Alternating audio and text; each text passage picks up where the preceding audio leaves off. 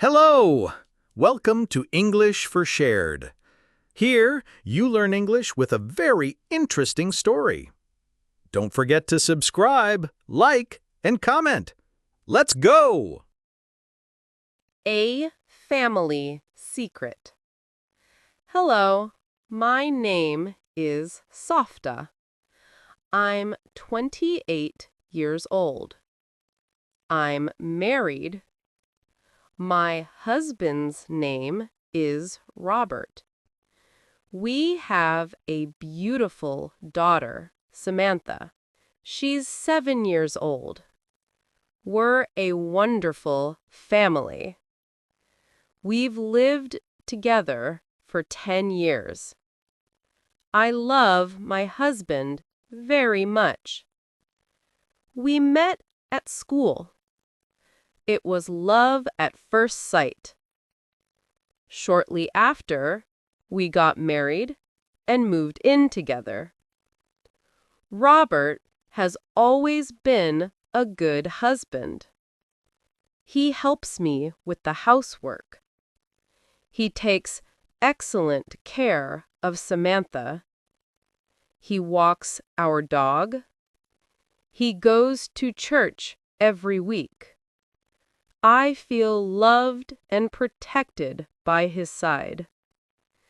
Everything was going very well in our lives, until one day, everything changed. Like I said, I trusted him. I believed he was a good man. I wonder why he did this to me. There are things that seem inexplicable. It was a Friday night. My husband was at a party. His best friend was celebrating his birthday.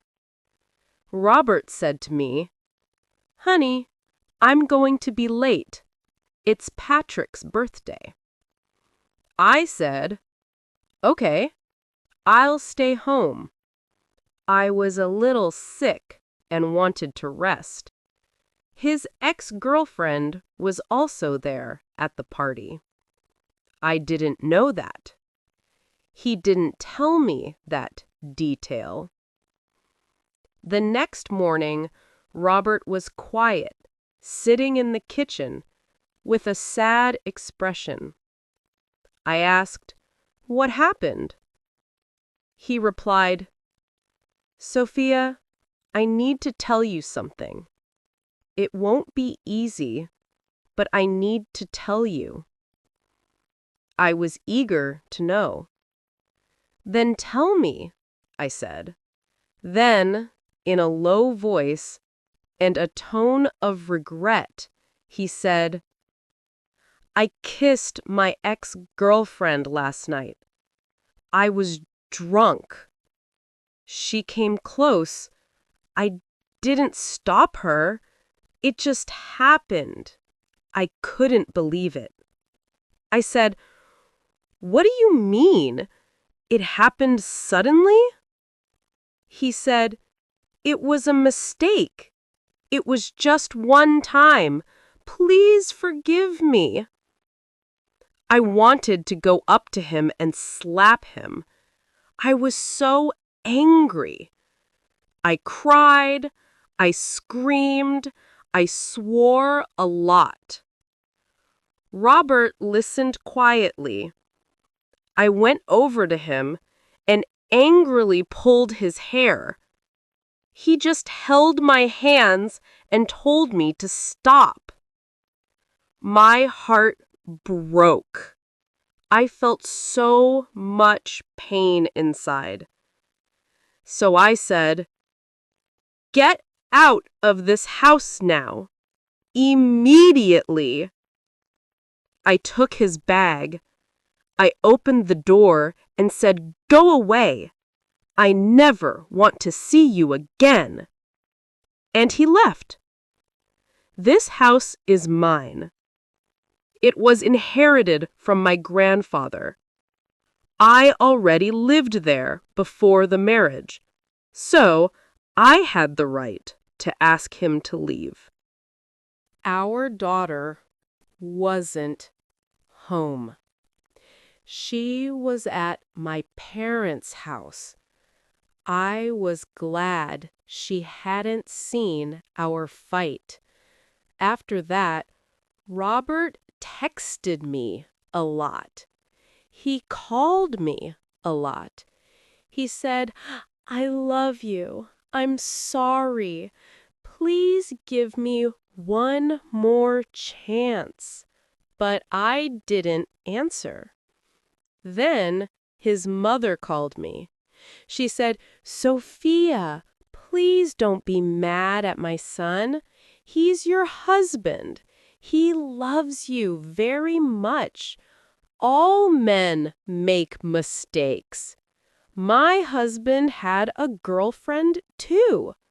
But I stayed. I didn't give up on him. We're fine now." I said, "No, I don't want to live with a man who kisses other women, a man who kissed his ex-girlfriend." She said, "Sophia, think about your daughter. A child needs a father." I told him, "Samantha can still see her father, but I don't want him as my husband." Some people say I'm being too serious. Others tell me I should forgive him. But I don't want to sleep next to a man who kissed another woman, a man who kissed other lips, a man who cheated on me. I feel hurt. I feel dirty. I feel alone. I still love him, but love isn't enough. Trust is more important, and he broke that trust. Now I live alone with Samantha. I'm not happy, but I'm at peace. No more lies, no more pain. The next day, Robert came home. He stood at the door, looking very sad. He had a bouquet of flowers in his hands. He said, "Please, Sophia, let's talk." I didn't want to talk, but I opened the door a crack. "What do you want? What are you doing here?" I asked. He said, "Sophia, I made a big mistake. But understand, I was drunk. I couldn't think clearly. I love you. I love you, Sophia. Please forgive me." I said, "You kissed another woman. That's not love. That's cheating. You cheated on me." He said, "She kissed me first. I was confused. I didn't know what to do. It was just a kiss, nothing more. Trust me." I looked at him. I felt so tired, so hurt. I said, "Robert, you had a choice. You could have said no, but you didn't. You kissed her back. Enough. I'm done." Robert started crying. He said, "I don't want to lose my family." I said, "You lost us when you kissed her. Go back and kiss her again." Robert left the flowers by the door.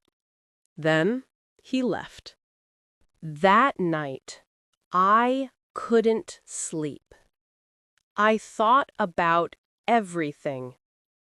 I remembered our wedding. I remembered the day Samantha was born. I remembered how kind Robert was when we were at school. He was a good husband before. He helped me after our daughter was born. He cooked. He cleaned the house. He loved our baby. He loved me too. But now I don't know that man. He's not the same. I asked myself, could I ever forgive him?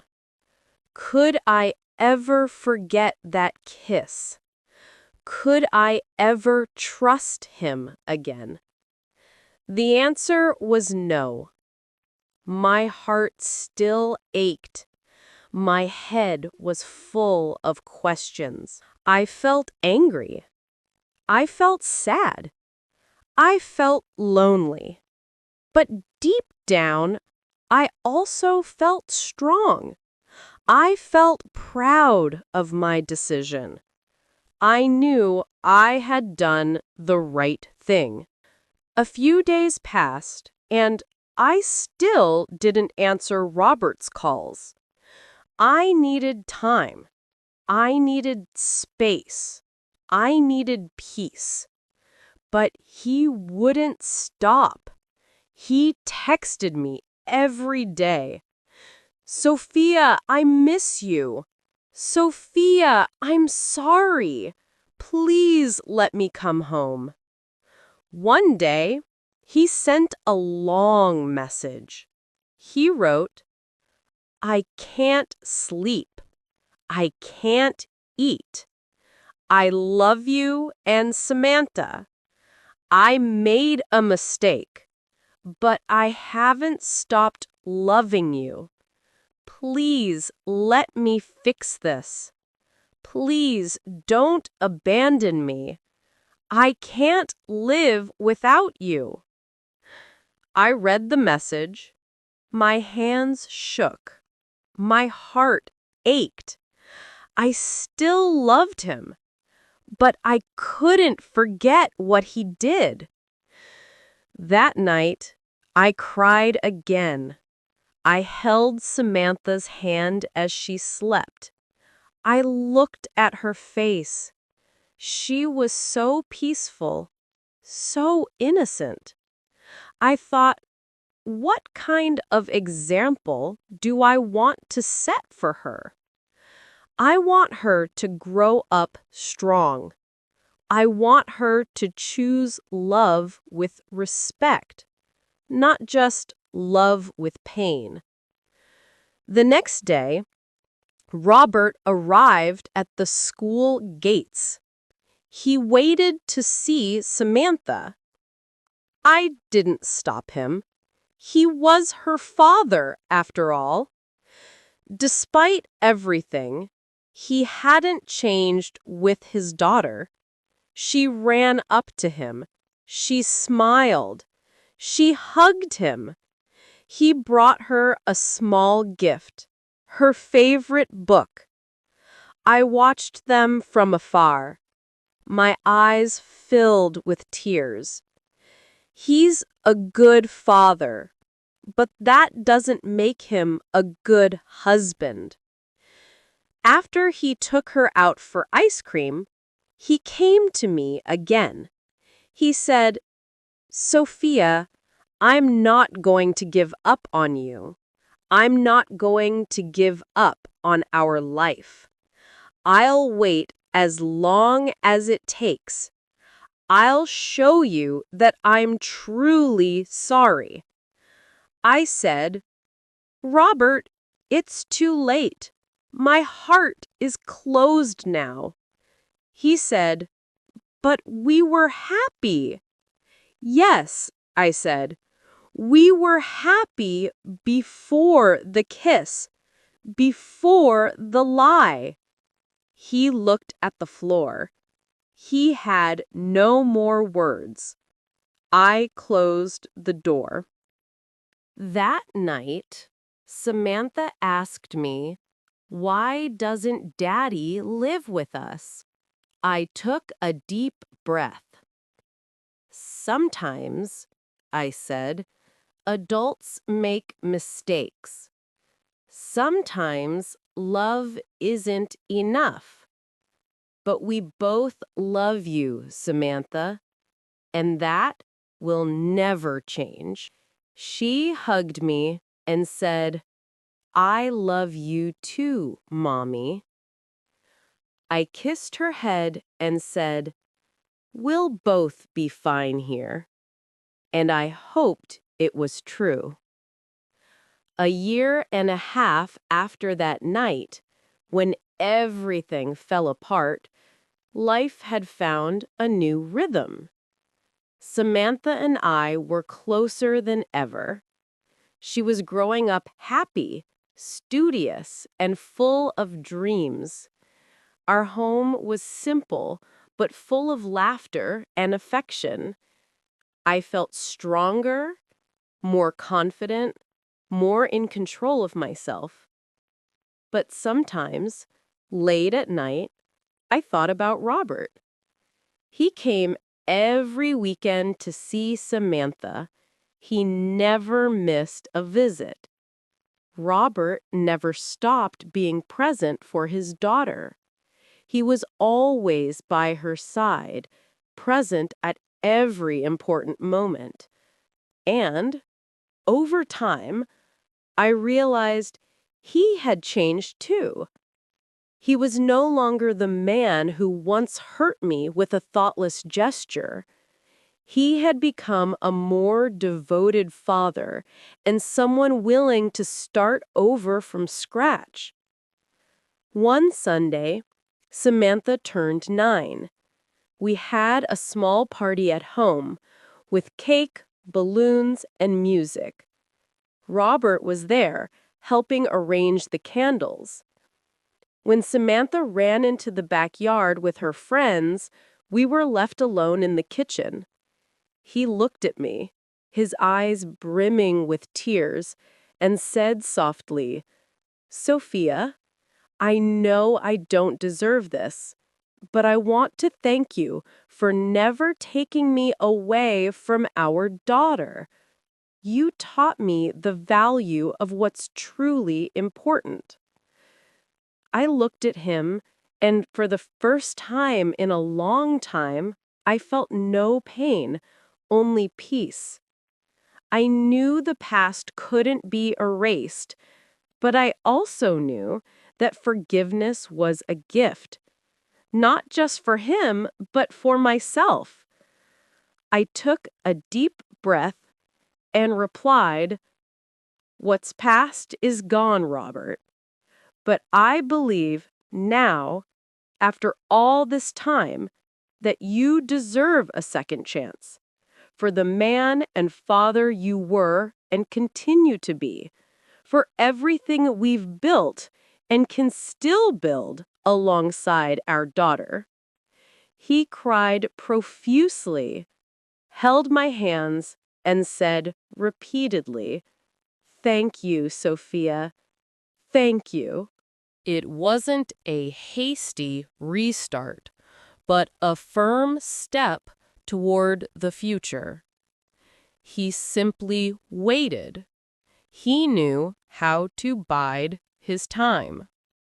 He didn't pressure me. I saw the change in him. He stopped drinking. He respected my space. That night, after everyone left, Samantha ran up to me and said, "Mommy, today was the best birthday of my life. I felt like we were a family again. Me, you, and Daddy." I hugged her tightly and looked at Robert, who was smiling from afar. For the first time, I felt that love, even wounded, could be reborn. Not the same as before, but more mature, more conscious, more true. And so we decided to start over, not out of obligation, not out of fear of loneliness, but out of love, forgiveness, and the hope of a new family life. And this time, with the certainty that trust isn't just given, It's built day after day. It was at that moment that I realized pain had taught me to be strong, but forgiveness allowed me to be happy again. If you liked this story, please like, share, and subscribe.